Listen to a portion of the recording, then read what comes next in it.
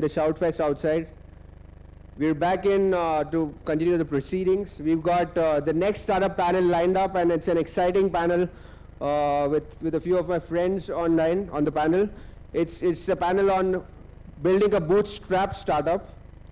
I would first like to invite the moderator of the panel, Sahil Parikh from Deskaway, who's built one of the few very popular SaaS-based companies out of India. Give it away for Sahil Parikh, friends. I can't see energy, guys. Was the lunch not good enough? All right. Do you have a squishy each in your hand? Does everybody have a squishy? So can we have some squishies flowing in the auditorium, please? Moving on to the next speaker, we've got Champ Alreja from Hitplay. He's built a very cool gizmo website which sells a bunch of gadgets and gizmos that you would love to own if you're a geek, and love to gift if you're not one. So Champ Alreja, ladies and gentlemen. Next up, we've got Alok Bajpayee from, I'm sure you know what iXiGo is, you know, one of the coolest looking travel sites that we've been exposed to. So Alok, thanks for coming in. And quickly, Mohit Gundecha from yournextleap.com, an upcoming startup in the education space. So Sahil, I give it up to you. Do you need some mics in the audience first up, or would you like to? All right.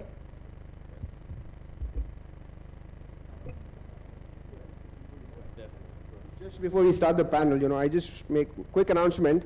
Manav Yagnik from Decimal Technologies, Ashok Hariharan from IDFly, Ritvich Parikh from Tracks Giving, and Paritosh Likhite from Ubiquity. You're expected to be here after the panel, and you know why. Thanks, Lavin. We're changing the squishy rule. If we see any of you all sleeping, we're going to throw it at you. So, since it's after lunch. Cool, so we're going to talk about or discuss bootstrapping. As you all know what bootstrapping is, it's, you know, starting a business, you know, going to market, not taking outside capital and kind of doing it on your own, sinking your teeth in, using less of everything, you know, less resources, less money, struggling out there pretty much. So I'm actually just going to start off with a few introductions. Just introduce your company and just, you know, tell us, you know, how you bootstrapped and, you know, how long you bootstrapped for. So I run yournextleap.com. We help students and young professionals make career choices and get their first jobs. We bootstrapped around for 9 months before we raised our first round of institutional capital.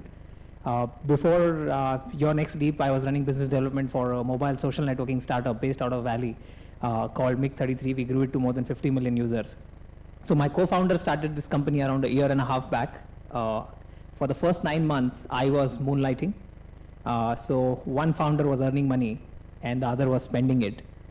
For us, bootstrapping was not cutting corners. Yes, it was spending less, but choosing on where to spend. Because we as founders believed that, you know, there's an opportunity cost to our time as founders. So if you want to give it a shot, give it a good shot so that you can grow fast. And then we've met the Rajan Mehra from Nirvana and Amit Patni. You know, we liked Rajan, understood internet veteran. We decided that, you know, bootstrapping like this for a long time is going to be hard. You know, we got someone who understood the business. So we decided that let's take external capital.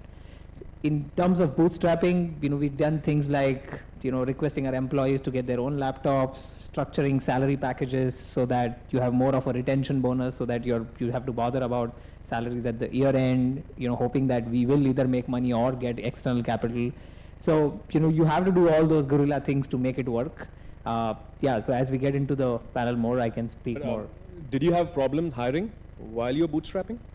Yes, especially, I mean, hiring is a problem across the world, even if you're bootstrapping or not. But especially in bootstrapping, what we had to do was then go behind smart freshers, you know, who care more about learning, less about money. You find those guys more easily. But get some people who will graduate. Like year and a half back, we got a couple of those guys They're doing exceedingly well right now. So you got to pitch yourself, learning. I had to pitch my Stanford background. I come from Stanford University. There's some credibility attached to that. People want to work with you. And then, structure packages such that, you put up more of a retention bonus at the end, because anyway, you don't have a lot of money to give. But having said that, salary is very important in India. And, you got to give them things that gets them away from their financial obligations. Otherwise, your guys will not be able to focus. So bootstrapping is not cutting corners. It's just optimizing the way you spend for me. Yes. What about you, Alok? Hi, my name is Alok. I run a travel search engine by the name of iXiGo. Our journey began in 2006.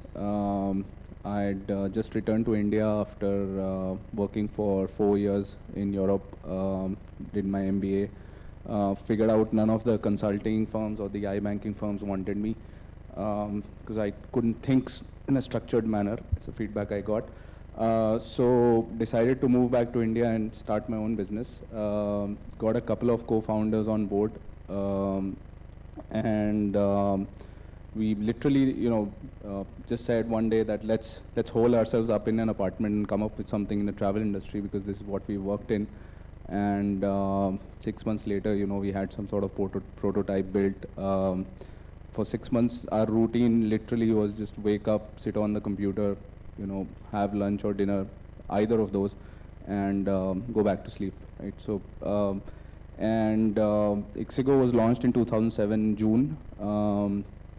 Till early 2008, we didn't take any external funding. It was mostly friends and family supporting the venture. And then we raised a small seed round from a bunch of angels from Singapore. Before that, we actually approached all the early stage, seed stage investors in India, including Mahesh. I don't know if he's here. And we got a bunch of interesting feedback, things like so how will this scale, and how big is this going to be, and things that we didn't have answers for back then. And we figured out, it's going to take a hell lot of time to raise money. So we just sort of said, let's keep building. Let's keep focusing on the business and just common sense, So we rented a very, very small office, didn't have any meeting rooms. We had an office so small that there were 6 people. If one of them moved a chair, everybody else's chair would shake. For meetings, we had Cafe Coffee Day. For all our IT infrastructure, there was Google. There's just common sense things that we did to keep working without any funding. And even with the seed round, by the end of 2008, what was happening in India and everywhere else was that, funding was completely dried up, right? So we raised a seed round in February 2008. And just like all the other travel sites, we said, hey, what do we do with this money? And the obvious answer is, let's go spend it on Google. So, everybody was, burning their marketing dollars on advertising. We did a little bit of that, quickly realized this doesn't work, and just started using the common sense, press releases, social media, word of mouth, kept doing everything we could to come and talk to people at events like these and get them to try out our site. And throughout the downturn, we kept doing just that. So from 2008 to end of 2011, in fact, for 4 years, we survived on less than $1 million, and we built a team of 15 people. There was at least 2 times in that whole journey when we didn't know how we would pay the salaries for that month, and somewhere out of nowhere, an angel would appear, or some sort of external revenue, some customer would send us a check that he hadn't sent for the last 6 months, and we survived. But there was also a point where, we were literally almost dead, and we said, we went back to our team, did an all-hands meet, and we said, look, guys, we don't have money, and we have 2 options now. Either, we all go take a 6-month break, because some of the revenue that we have earned in the last 12 months is going to come in as cash flow only 6 months later, because that's how the airline industry works. Or, we take a salary cut or we go without salary for the next 6 months. And there was one young engineer in our team, he stood up and he said, I can work without salary for the next 6 months. And that was like a, whitewash after that. Everybody said we can do that. We said, no, that's not. So we actually, people worked for very little salary for about 6-7 months. And even our landlord sort of agreed on a lower rent for 6-7 months. And that's how we survived the 2009 wave when a lot of startups actually went bust. And throughout that period, our revenue kept on growing, and early 2010, we were profitable. End of 2010, we were cash flow positive. So we were able to go from being a small company to raising money, spending all that money, being in deep shit, coming out of that deep shit, and building a much more sustainable business and a sustainable business model. So bootstrapping is the single reason why we're on the panel today. So. All right, Jam, you don't need to raise money, right? Okay, so I'll give you a little bit of background about myself and why I started the business. You'll get an idea.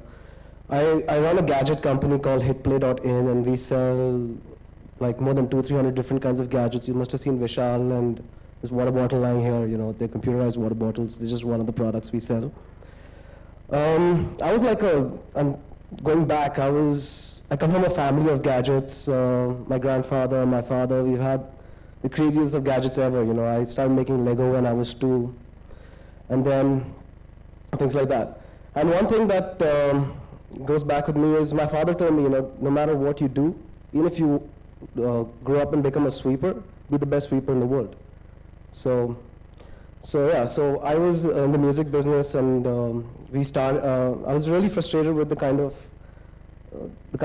way music business was run here, with the lack of professionalism and things like that. So it was time. I thought, let me start my own thing, and there went passion, And let me ask you guys a question. How many of you think you have $1 million idea?